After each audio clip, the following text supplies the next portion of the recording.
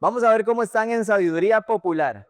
Hay un dicho que por lo menos yo escuché mucho de niño, ya no lo escucho tanto, pero el dicho decía, no juegue con fuego porque se quema o se va a quemar. Y todos estaríamos de acuerdo que esa declaración es verdadera. Si usted se pone a jugar con fuego, de fijo se va a quemar. Pero la pregunta es esta: ¿cuántos cuando escucharon por primera vez esa frase intentaron acercarse muchísimo al fuego para ver en qué punto quemaba? No levante la mano mejor, no se eche al agua. Yo recuerdo en una ocasión había una candela, me dijeron la frase y yo intencionalmente acerqué mi mano todo lo que pude hasta que el calor ya no era soportable, intentando, según yo, ver hasta dónde podía llegar para que no me quemara en esa ocasión la candela. Y nos pasa algo similar cuando escuchamos la instrucción de Dios en su palabra. Muchas veces Dios nos advierte del pecado que está llevando a la caída, nos está diciendo, en otras palabras, no juegue con fuego, pero nosotros en vez de huir y agarrar la dirección contraria a lo que el Señor nos está diciendo en su palabra, nos empezamos a acercar poco a poco a ver hasta dónde podemos llegar sin caer. Y nos encanta jugar muchas veces con el pecado que se nos prohíbe por medio de la palabra de Dios. Y lo que vemos constantemente es al Señor instruyéndonos a qué, a que huyamos, a que corramos lejos con la intención de que obviamente no quedemos tendidos, no caigamos, no deshonremos su nombre y lo podamos glorificar. La semana pasada vimos los primeros 5 versículos y vimos una advertencia de cómo el pecado lleva a la caída, de cómo Dios nos advierte del pecado que lleva a la caída. Y eso tiene que ver, o más bien es así, por nuestra autosuficiencia espiritual, por creer que nos podemos acercar demasiado al fuego y no quemarnos. La exhortación de hoy en esta misma unidad de texto es: eviten el pecado. Y lo que el Señor nos va a mostrar por medio del ejemplo de Israel es exhortarnos a evitar el pecado que está delante nuestro. A manera de repaso, la semana pasada vimos la primera advertencia de 3. Y la advertencia lo que decía era que los privilegios espirituales no garantizan la aprobación de Dios. Y vimos cómo terminaba el versículo 5, que dice, sin embargo, Dios no se agradó de la mayor parte de ellos y por eso quedaron tendidos en el desierto. Y veíamos cómo Israel fue una comunidad llena de privilegios espirituales, cómo recibieron dones del cielo y sin embargo, la mayoría de ellos fue juzgada en el desierto. De esa primera generación, de todos los mayores de 20 años, solamente Josué y Caleb, 2 personas, de más de 600,000 hombres que nos menciona el texto que salieron de Egipto, solo 2 de esos hombres mayores de 20 años entraron a conquistar la tierra prometida, y eso está en Números 14, 28 al 30. Leo para ustedes. Diles, vivo yo, declara el Señor, que tal como han hablado a mis oídos, así haré yo con ustedes. En este desierto caerán los cadáveres de ustedes, todos sus enumerados, de todos los contados de 20 años arriba, que han murmurado contra mí. De cierto que ustedes no entrarán en la tierra en la cual juré establecerlos, excepto Caleb, hijo de Jefoné, y Josué, hijo de Nun. Y es muy claro el texto en informarnos de que quedaron tendidos en el desierto la mayoría. ¿Por qué? Porque creían que Dios los estaba bendiciendo porque eran muy buenos, como pasa hoy en día. Vivimos en un mundo con una filosofía completamente humanista que nos ha hecho creer que somos buenos, pero eso no es lo que enseña la Biblia. Pero nos encanta creer cosas que la Biblia no enseña. Y al igual que Israel, no solo se creyeron buenos, no pudieron reconocer que solamente por gracia habían sido salvos y estaban siendo bendecidos. Esa es la autoconfianza espiritual que lleva a la perdición. Y esa fue la primera advertencia. Hoy vamos a ver la segunda, o bueno, una parte de la segunda advertencia, que dice así, está en pantalla: escarmienta por cabeza ajena, porque Dios castiga el pecado de su pueblo. Y la semana pasada lo vimos como aplicación, hoy lo vamos a ver en el desarrollo más completo del texto. La advertencia es: escarmienta por cabeza ajena, porque Dios castiga el pecado de su pueblo. Y vamos a ver solamente los versos del 6 al 8. Verso 6 nuevamente: estas cosas sucedieron como ejemplo para nosotros. Pablo le está diciendo a los corintios que lo que se ha escrito acerca de Israel es para que les sirva como un ejemplo, que les sirva como literalmente una enseñanza para ellos. Vean que Pablo es muy intencional y él se incluye en el plural. Él dice, estas cosas sucedieron como ejemplo para nosotros. Algo que tenemos que reconocer del apóstol Pablo, que tanto admiramos, y deberíamos admirar esto también, es que él constantemente reconocía que era un pecador. Él sabía que era una persona que era débil y por tanto podía llegar a ser totalmente llevada por sus malos deseos o por la codicia. Y él se incluye en el nosotros y debería llamando la atención, porque lo que Pablo nos está señalando en esencia es que el problema es el pecado. Vean que dice, a fin de que no codiciemos lo malo como ellos codiciaron. Y esta palabra codiciar, de forma sencilla, la podemos traducir como desear. Y Pablo lo que está diciendo es que estaban deseando lo malo. Y ahorita vamos a ampliar el concepto de codicia porque es un concepto muy importante. Pero básicamente estaban deseando lo malo. Y Pablo intencionalmente usa el mismo verbo que usa Moisés en el Decálogo, cuando en el 10º mandamiento dice, no codiciarás. Es la misma intención la que hay detrás del verbo. En otras palabras, lo que Pablo les está diciendo es, escarmienten por cabeza ajena. Vean el ejemplo de ese pueblo y por favor, tómenlo como ejemplo para ustedes. Aprendan de los errores o consecuencias que ellos sufrieron en lugar de tener que pasar ustedes por lo mismo tal vez. Hablábamos la semana pasada de cómo la sociedad se ha encargado de hacernos creer que nadie escarmienta por cabeza ajena. Y les dije, eso es mentira. Bíblicamente está demostrado cuando Pablo dice, esto es un ejemplo para que ustedes no hagan lo mismo que ellos hicieron.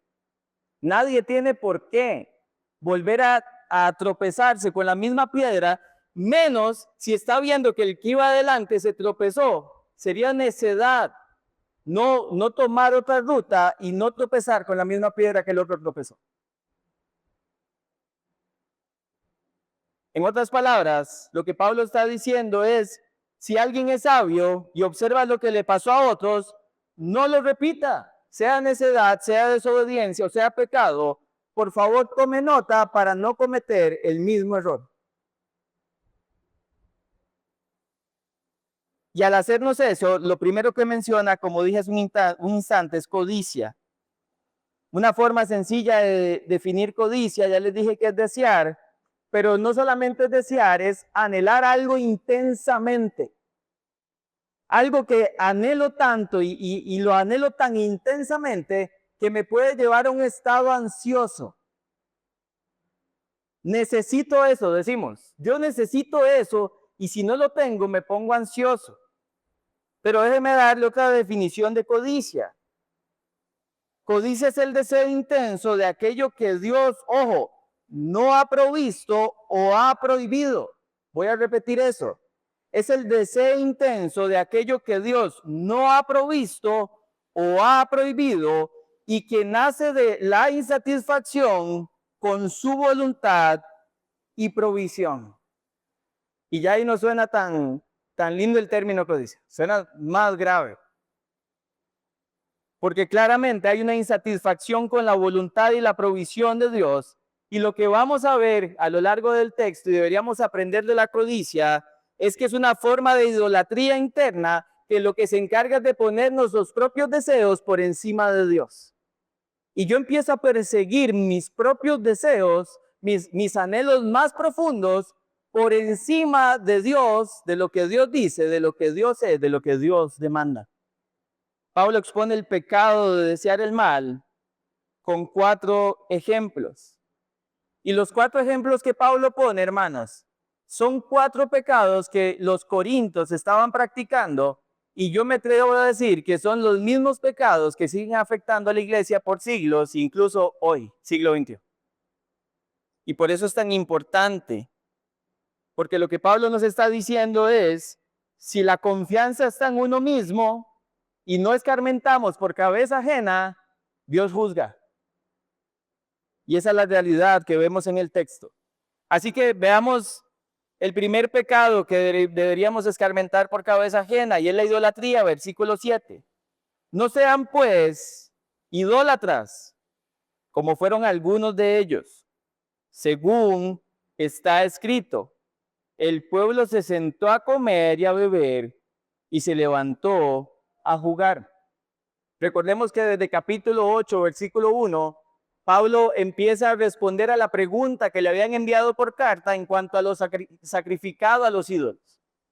Y estamos en la sección que habla acerca de la libertad cristiana. Y precisamente Pablo está dando un ejemplo de lo que no es verdadera libertad cristiana. Libertad cristiana no es licencia para pecar, como está pasando con los ejemplos de Israel. Y lo que pasaba con los corintios, al igual que pasó con los israelitas, es que habían llegado a ese lugar y a ese grado de pecado por medio del exceso de confianza moral y espiritual. Sabemos por el contexto que los corintios estaban participando de las actividades que se hacían en nombre de los ídolos, creyendo que por estar firmes, el estar en templos donde sacrificaban cosas a los ídolos, no les iba a afectar.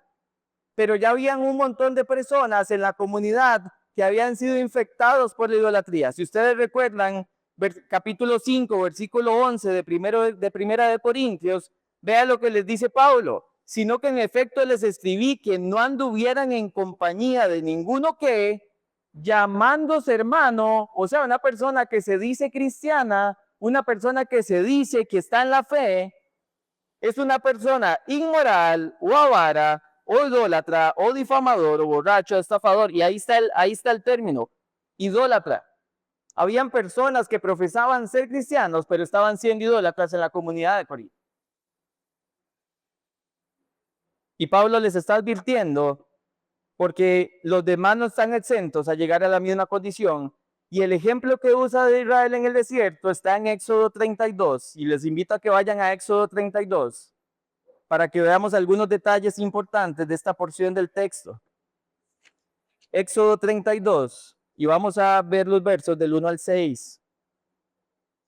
Y este es el relato de el evento en donde Israel se impacienta porque Moisés no ha bajado del monte Sinaí de estar recibiendo la ley de Dios, y entonces caen en idolatría.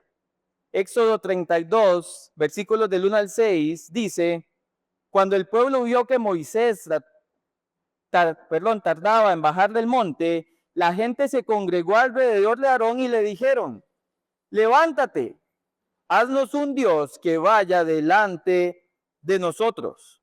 En cuanto a este Moisés, el hombre que nos sacó de la tierra de Egipto, no sabemos qué le haya acontecido. Y Aarón les dijo: jamás haré tal cosa. No, eso no fue lo que dijo, ¿verdad? Dice el texto: y Aarón les respondió: quiten los pendientes de oro de las orejas de sus mujeres, de sus hijos y de sus hijas, y tráiganmelos. Entonces todo el pueblo se quitó los pendientes de oro que tenían en las orejas y los llevaron a Aarón. Él los tomó de sus manos y les dio forma con buril e hizo de ellos un becerro de fundición. Y ellos dijeron: este es tu Dios Israel que te ha sacado de la tierra de Egipto. Vean qué irónico. La persona que fue llamada a ser el sumo sacerdote del pueblo la persona que estaba cerca de Moisés, escuchando la ley de Dios, literalmente dicha por Dios desde el monte y todo el pueblo escuchándola, con mucha facilidad se dio a los deseos del pueblo de idolatrar.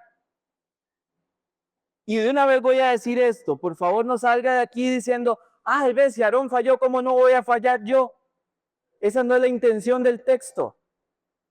El texto se siguió como ejemplo para que nosotros, ¿qué? No hagamos lo mismo.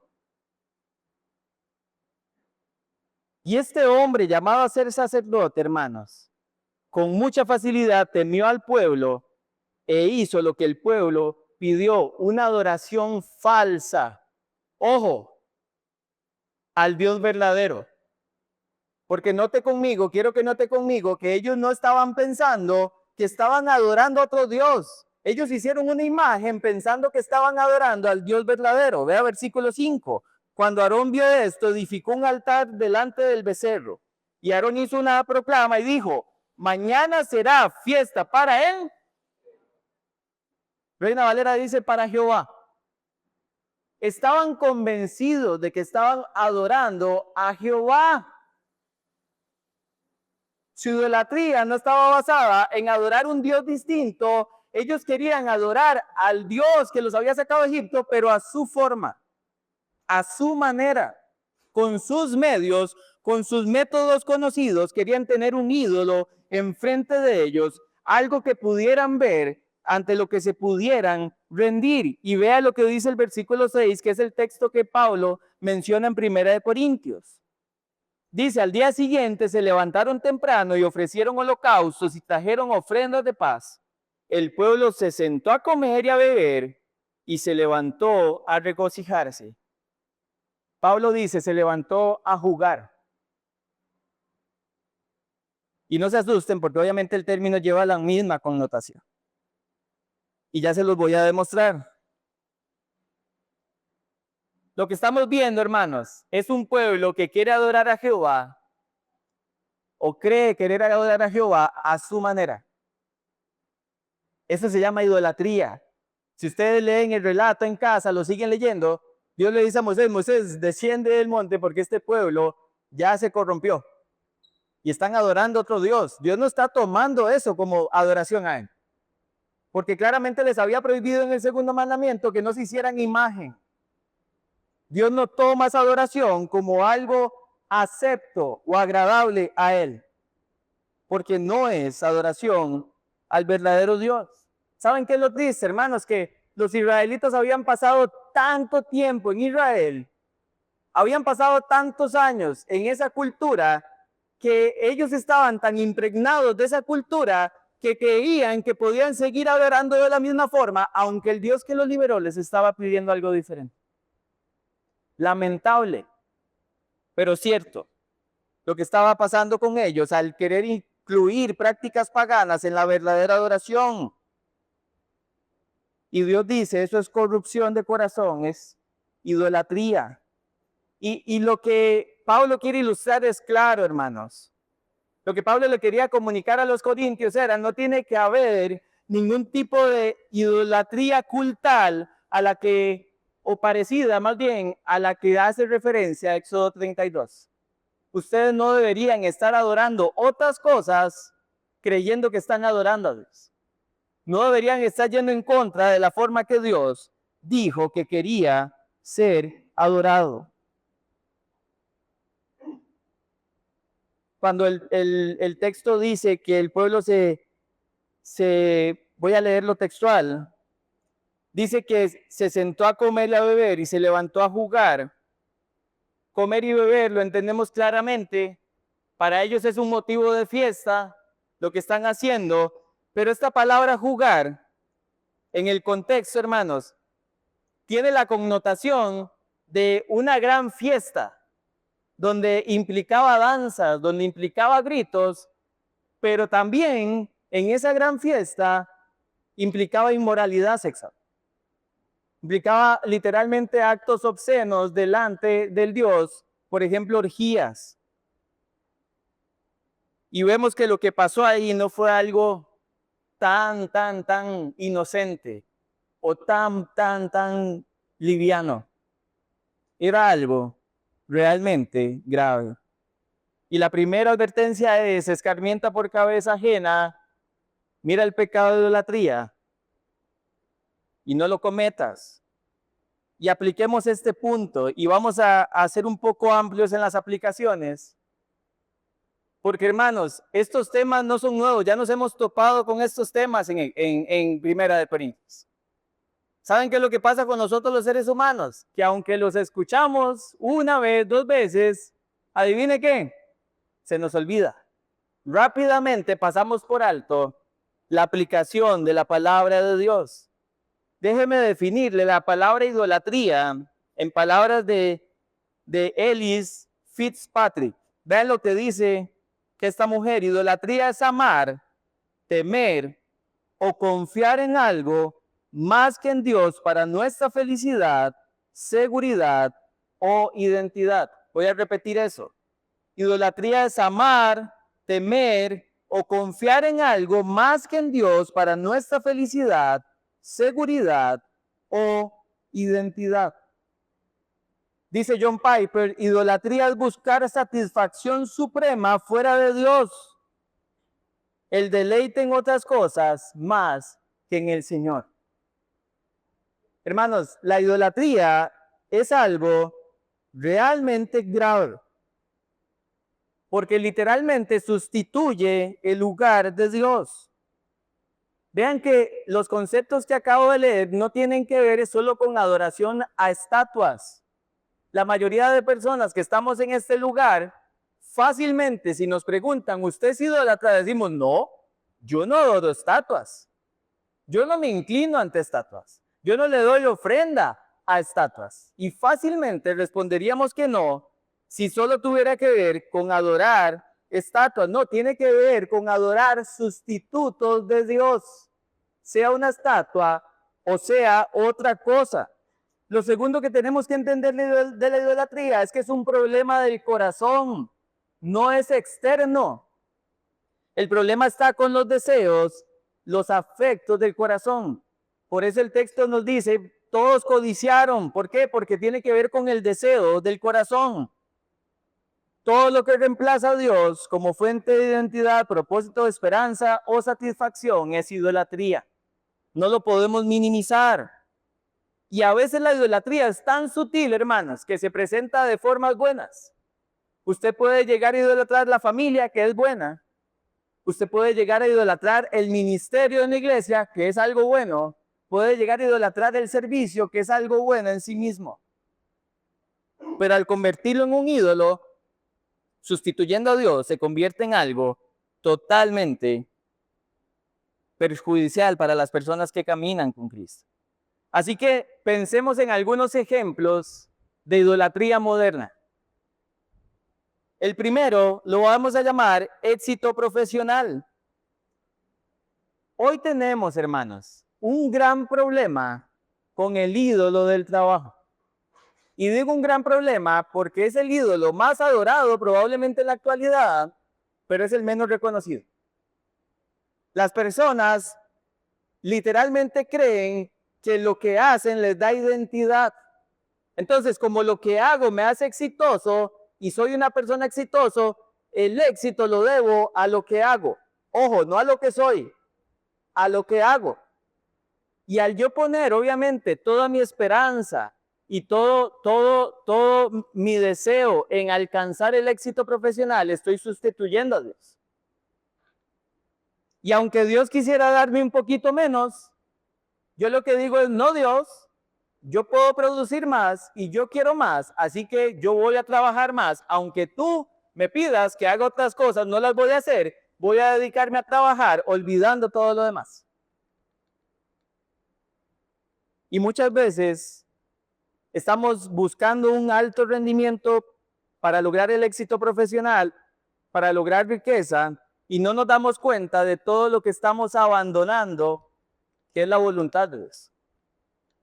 Pero no solamente el éxito es un ejemplo moderno, también las relaciones, hermanos. Las relaciones se llegan a convertir en un ídolo. Ojo, sea que usted la tenga o que no la tenga y la anhele demasiado. Vivimos en una cultura donde se idolatra el romance. Y cuando hablo de romance, nada más vea las series que hay a disposición. Una idealización del romance que ni siquiera es real. Venden un montón de series súper románticas con algo irreal. Nada más reúnase con una persona a las que está casada aquí y pregúntele si así de perfecta la vida en el matrimonio. La respuesta es no. Y no porque el matrimonio sea malo. El matrimonio es diseño de Dios, amén.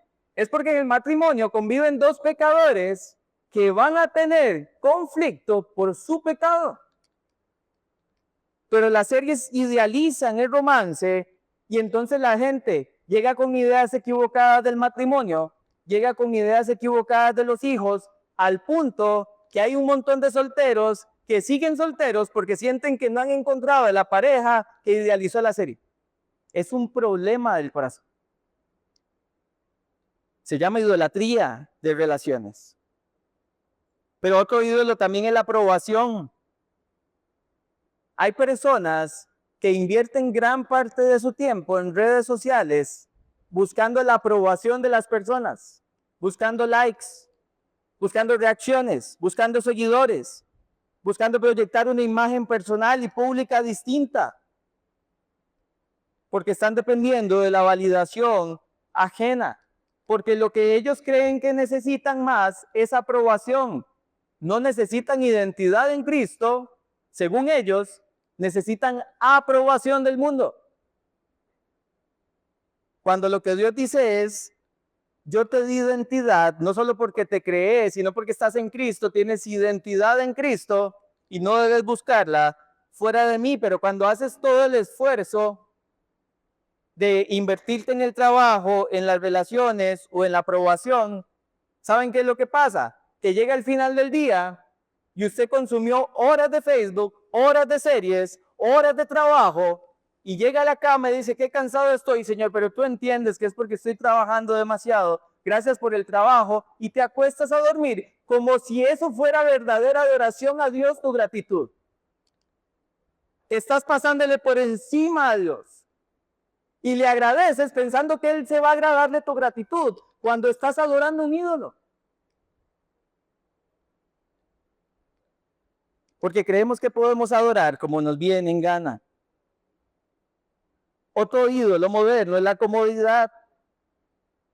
¿Saben? Algo que los seres humanos no queremos es conflictos. No queremos dificultades. No queremos preocupaciones. Queremos que todo camine de una manera pero espectacular, sin que nada malo suceda.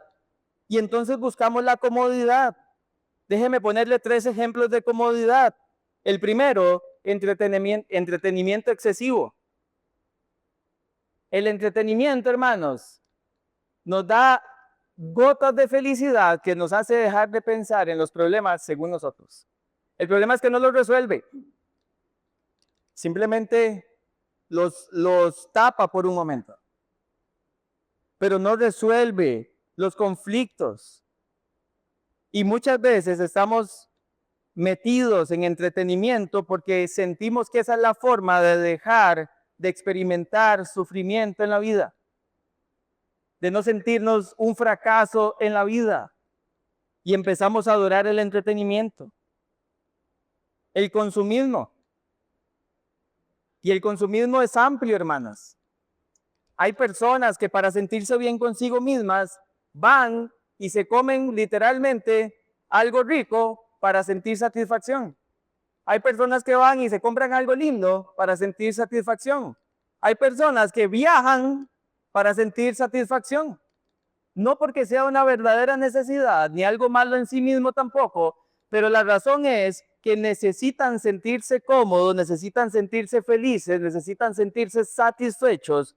Y cuando hacemos eso, creyendo que esta prenda o esta comida o este viaje me va a dar la comodidad y la satisfacción que yo necesito, lo convertí en un ídolo y ya se volvió pecaminoso. Aunque no sea algo malo en sí mismo, pero tiene que ver con la actitud del corazón. Y podríamos hablar horas de la tecnología, por ejemplo, la adicción al teléfono. Basta con que usted busque en su teléfono cuántas horas al día pasa con la pantalla encendida y se va a dar cuenta que es un número de más del 50% de la jornada laboral de 8 horas. Y usted cree que está trabajando mucho. Y yo también. Pero estamos perdiendo el tiempo en un ídolo. Un problema también que estamos teniendo ahora, hermanas, y esto lo voy a decir con mucho cuidado, es que antes decíamos que habíamos sustituido a Google, más bien habíamos sustituido a Dios por Google. Ahora hay que decir que sustituimos a Dios por la inteligencia artificial. Ojo, hay muchas cosas que son un beneficio y nos ayudan, pero ahora hasta hay softwares bíblicos que le dicen al predicador, vea, no se desgaste haciendo el mensaje, no tuvo tiempo, tranquilo, venga, mete el texto en la IA y yo le tiro un sermón completo, con aplicaciones, con ilustraciones, con propósito, con exégesis, para tener un buen performance delante de la gente, se vuelve un ídolo. En vez, ¿por qué? Porque prefiero invertir mi tiempo en otras cosas que en estudiar la palabra de Dios para ver qué es lo que el texto dice y comunicarlo al pueblo de Dios. La IA no es algo malo en sí mismo, pero si está literalmente promoviendo tu pereza espiritual, se convirtió en tu Dios. Él es el que te dice qué significa el texto, es el que te dice cuáles son las cosas que necesitas saber, te lo dice todo. Ya no consultas a Dios, consultas a la IA. Y se vuelve un problema porque llegamos a idolatrar estas cosas y ni se diga las ideologías, sean políticas o de cualquier otro tipo.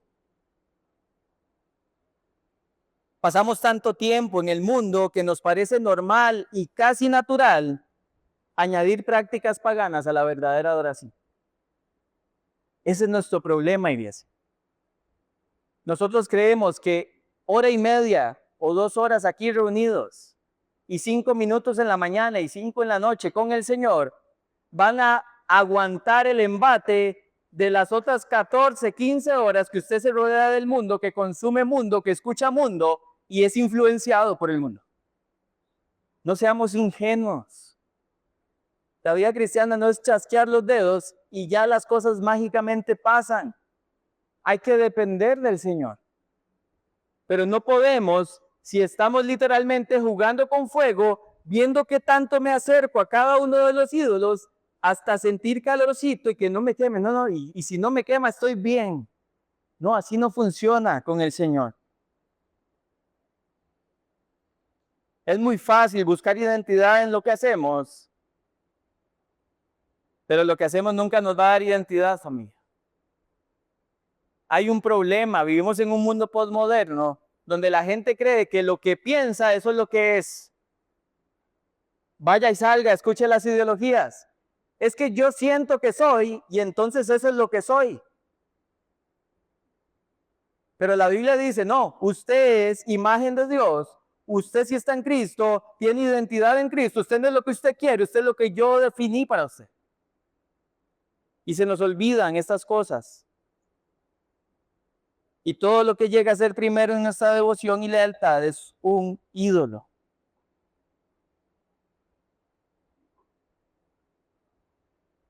La pregunta es, hermanos, y esto es una pregunta que usted tiene que llevarse a casa. Y yo le pido que por favor invierta un tiempo con el Señor para responderla.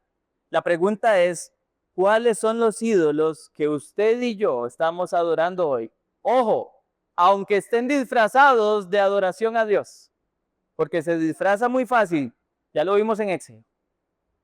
¿Cuáles son esos ídolos que usted y yo estamos adorando hoy, que no son el Dios verdadero y que a veces hasta hacemos pensar? Vea, yo he escuchado todo tipo de cosas. Déjeme ponerle un ejemplo. No, pastor, es que usted no entiende, vea, yo trabajo demasiado para poder bendecir más la obra de Dios. Por eso yo trabajo 16 horas para poder dar más. Y la primera pregunta que me ha tocado hacerle a ese tipo de personas es, ¿cuánto porcentaje de tu salario das? 30%. Eso no es nada en comparación a lo que estás ganando. Si tu motivación fuera dar, lo darías todo. Y no porque aquí lo pidamos todo.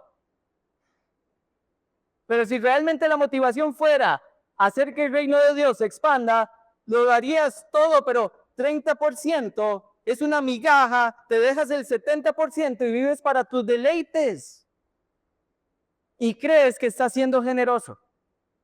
Y crees que estás adorando a Dios, aunque no estás pasando tiempo con tu familia, aunque no estás criando a tus hijos, aunque no estás literalmente teniendo intimidad con el Señor, aunque no estás sirviendo en la iglesia porque no puedo, tengo demasiado trabajo y no puedo edificar a mis hermanos.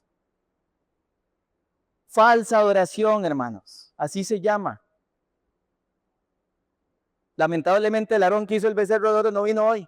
Yo no estoy aquí para decir lo que quieren oír.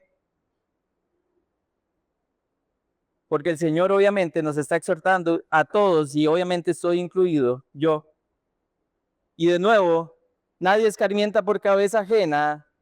Cuidado con la idolatría porque Dios castiga el pecado. Veamos el segundo pecado que tenemos que escarmentar por cabeza ajena es la inmoralidad sexual y solo vamos a ver este por hoy.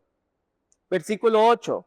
Ni forniquemos como algunos de ellos fornicaron y en un día cayeron 23,000. Vaya conmigo a Números 25, por favor, que es el texto al que hace referencia este evento de Israel en el desierto. Números capítulo 25, versículos del 1 al 4.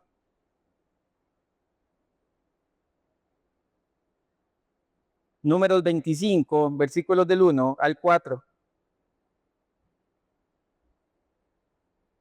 Y lo que vamos a ver en este texto, hermanos, es cómo el pecado sexual y la idolatría están literalmente estrechamente vinculados. Vea lo que dice el texto.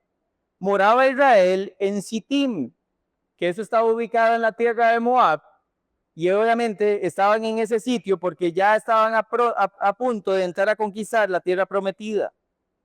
Y el pueblo empezó a fornicar con las hijas de Moab. Si usted está leyendo Nueva Biblia de las Américas, dice a prostituirse, las cuales invitaban al pueblo a los sacrificios de sus dioses. Y el pueblo comió y se inclinó a sus dioses. Entonces vean que no solamente están fornicando con las hijas, se entregaron a sus dioses, se inclinaron ante sus dioses. Así, versículo 3, así acudió el pueblo a Baal Peor, y el furor de Jehová se encendió contra Israel. Y Jehová dijo a Moisés, toma a todos los príncipes del pueblo y ahórcalos ante Jehová delante del sol, y el ardor de la ira de Jehová se apartará de Israel. Entonces Moisés dijo a los jueces de Israel, matad cada uno a aquellos de los vuestros que se han juntado con Baal Peor. Y lo que vemos, hermanos, es como este pueblo, habiendo sido liberado por el Señor, habiendo sido llevado por el desierto, habiendo visto la provisión de Dios en el agua, en el maná, en las codornices, habiendo experimentado la protección y guía de Dios por medio de la nube y la columna de fuego, habiendo experimentado la providencia de Dios utilizando todo para su gloria y el bien de su pueblo, llegan a Sittim y literalmente hacen lo que Dios aborrece. Ya les había dicho en el séptimo mandamiento, no adulteren, que tiene que ver con inmoralidad sexual. Y ellos ahora estaban haciendo una vez más lo que aborrece al Señor.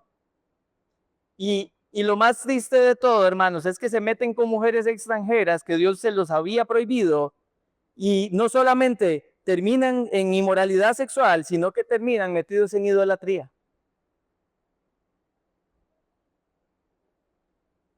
El texto claramente dice que las mujeres los invitaron a ofrecer sacrificio a sus dioses.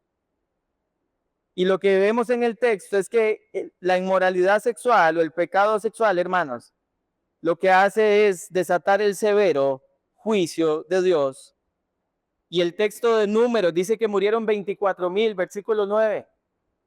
Pablo dice que fueron 23,000 Y lo más probable es que la diferencia en números no se nos dice cuántos días duró literalmente esa mortandad. Pablo dice que en un día murieron 23,000. Y eso nos narra toda la duración de la plaga que acabó con 24,000 personas del pueblo.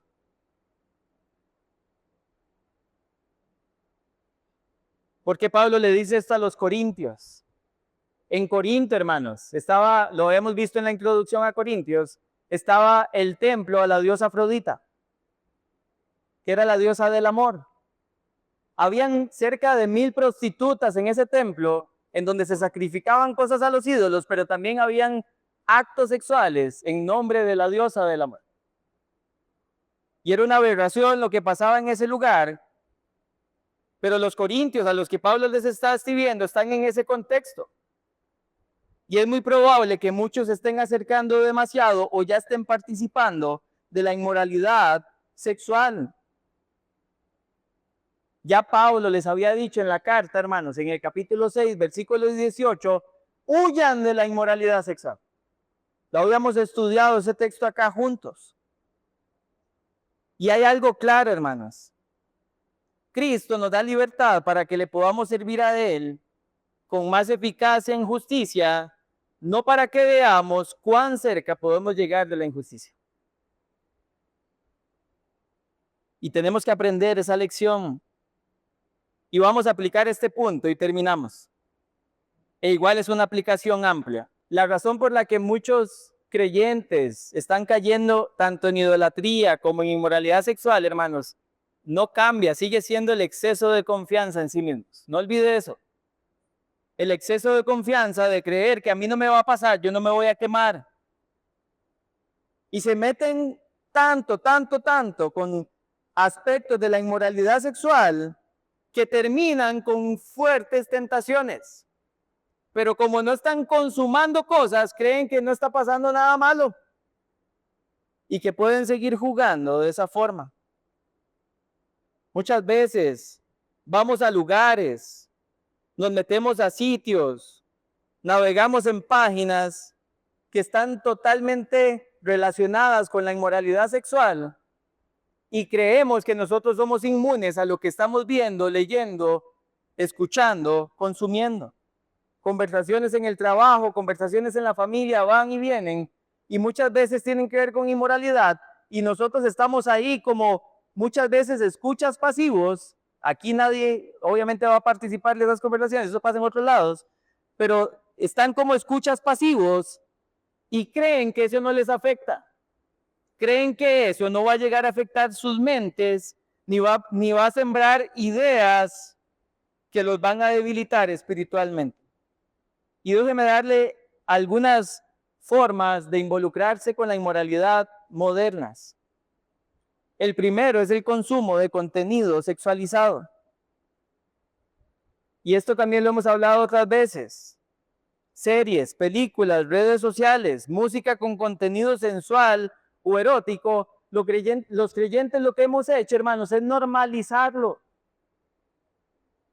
Hemos dicho, eso no es tan grave. No pasa nada, yo puedo escuchar eso, puedo ver eso, pero me mantengo firme, no me caigo, tranquilos. Déjenme en paz con lo que estoy viendo, con lo que estoy escuchando, con lo que estoy sintiendo. Lo que pasa es que no nos damos cuenta cómo estas cosas empiezan poco a poco a debilitar nuestra sensibilidad moral. Puse una vez un ejemplo acá desde el púlpito de cómo el estar viendo noticias de sucesos, usted escucha todos los días, sicarios matan a hombre y mujer, sicarios matan a mujer, sicarios bala perdida y matan a niño. Y todos los días, llega un momento que usted al día siguiente se levanta, mira otro asesinato, y se va. Insensibilidad. Ya no nos inmuta que hayan muertes por ese tipo de eventos. Igual pasa con cualquier pecado. Usted ve contenido sexualizado, mira otra imagen, mira otra canción, mira así, eso que dice, y lo minimizamos y creemos que no nos está insensibilizando como si fuéramos súper fuertes, inmunes a caer un día en inmoralidad sexual. El mundo es muy sutil, hermanos. ¿Usted cree que el enemigo es tan tonto para si lo quiere hacer caer, ponerle una gran piedra en la que usted se tropiece. Obviamente usted la va a ver, yo también. Él va a poner pequeñas piedritas para que usted se dé pequeñas zancadillas hasta que la última termine tumbado. El sistema de mundo eso es lo que hace con nuestros propios malos deseos. Y si nosotros seguimos normalizando ese tipo de consumo, adivine qué, un día vas a caer. Un día vas a caer. No porque yo quiera que caigas, pero es que no eres fuerte, yo tampoco. Y no podemos normalizar estas cosas. Redes sociales, hermanos. Yo hace años decidí cerrar las redes sociales, pero, ¿saben? Es muy fácil.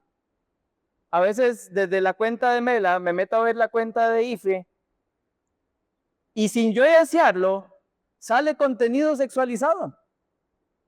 Es que usted no lo tiene que buscar. Te va a salir.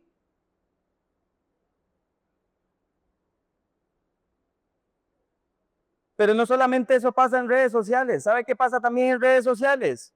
Comentarios.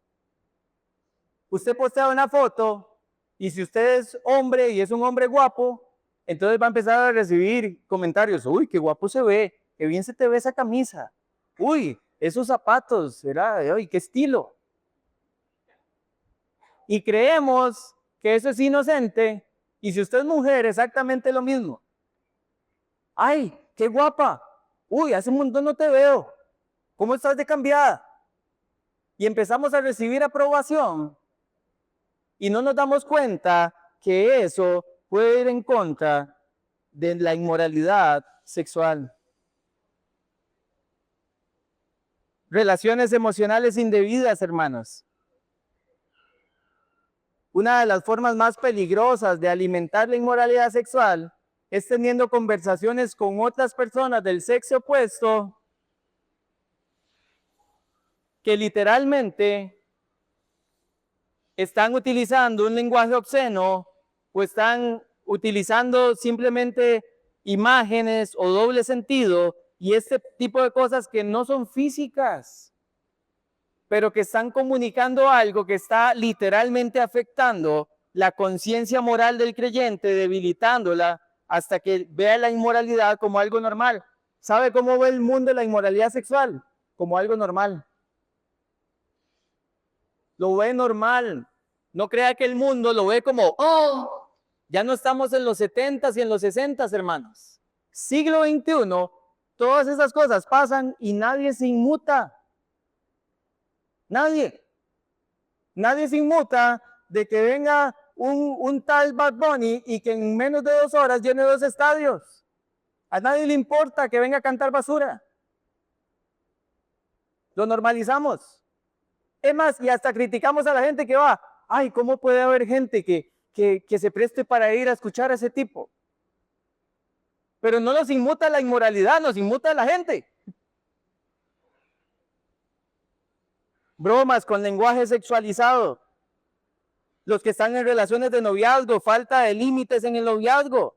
Con la excusa de que nos amamos y nos vamos a casar, permiten un montón de cosas que Dios aborrece. La pornografía y la racionalización del pecado.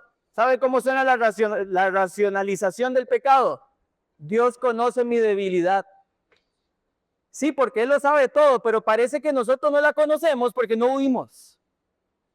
Porque si la conociéramos, nuestra actitud hacia el pecado sería muy distinta. Otra forma de racionalizar es decir, ay, pero yo no le estoy haciendo daño a nadie, esto lo estoy haciendo en lo secreto. Hermano, no se engaña a usted mismo. No se engaña. Dejemos de minimizar el pecado. Y repito las palabras de Pablo en el capítulo 6, versículo 18, huyan de la fornicación. Cualquier otro pecado queda fuera del cuerpo, pero el que fornica peca contra su propio cuerpo. Y necesitamos pensar seriamente del pecado. ¿Saben qué es lo peor? Que la inmoralidad es un ídolo. un ídolo del corazón, porque busca el máximo placer y satisfacción fuera de Dios. Y esa es la mentira del mundo. La mentira del mundo lo que te dice es, si usted quiere realmente vivir satisfecho y feliz, usted tiene que experimentar. Eso es lo que el mundo dice. Y convierte en un fin en sí mismo la sexualidad cuando Dios la creó con un fin distinto. Huyan de la fornicación.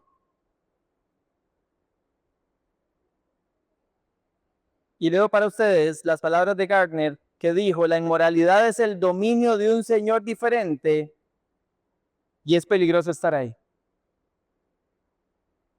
Es un señor diferente, familia.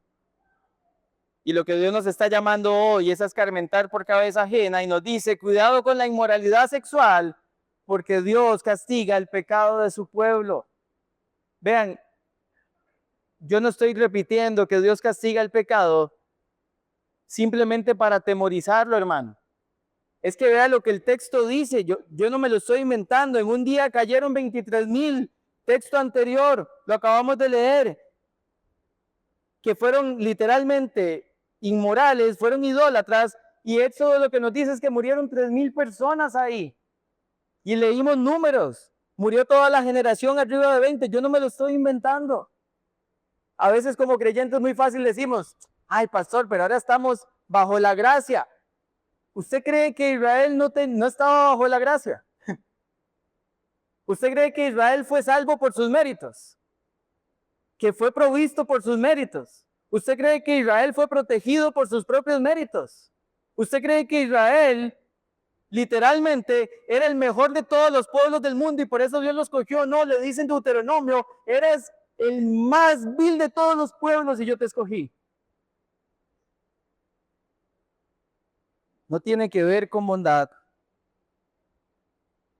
Y si seguimos jugando con el pecado, hermanos, vamos a experimentar el juicio de Dios. Ojo, yo no estoy diciendo que van a perder la salvación si están en Cristo. Pero estoy seguro que en Israel y en Corintio, muchos al final apostataron la fe y se dieron cuenta que la fe que un día profesaron nunca fue verdadera fe. Y Pablo dice, vea que el que esté firme, que no caiga. Y como conclusión,